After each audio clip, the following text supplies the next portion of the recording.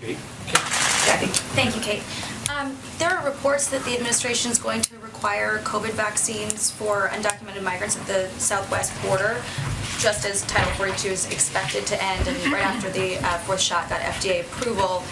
You just highlighted the impacts of not having enough COVID funding when it comes to paying for shots for the uninsured and sending shipments of treatments to states. So why would the administration give out free vaccines to undocumented migrants but not to, for instance, uninsured Americans? Well, to be clear, we have the supply that we need in this moment to vaccinate Americans here in this country. I don't want to conflate those two things because I think that's not an accurate representation of what I said. We have the supply that we need to vaccinate Americans. What we are asking for is funding to prepare for future eventualities and to ensure that we have what we need as we move forward. Now, on your question about the border, this is nothing new. The effort to vaccinate migrants in our care and custody has been ongoing for months. ICE has been providing vaccines to migrants since the summer of 2021, and we're always assessing the situation and addressing protocols based on changing CDC guidance.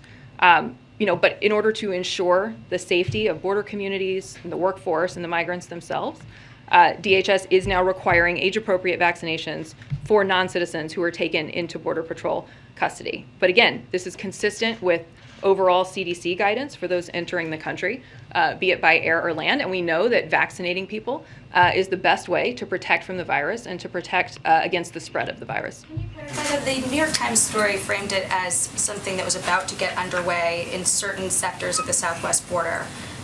Is this requirement for a vaccine?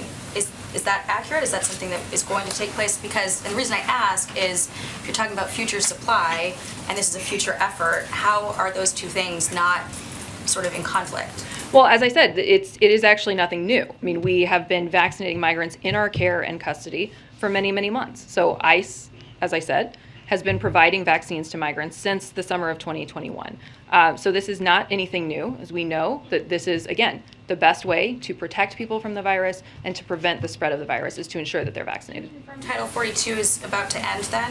I have no announcement that I can make on Title 42 at this time. On Ukraine, yesterday, did the president accidentally reveal a previously unknown effort for the U.S. to be training Ukrainian forces in Poland during his answer in the press conference? No. The troops that he met with in Poland routinely interact with Ukrainians. That is something that's known. Many of you were, again, on the trip with us.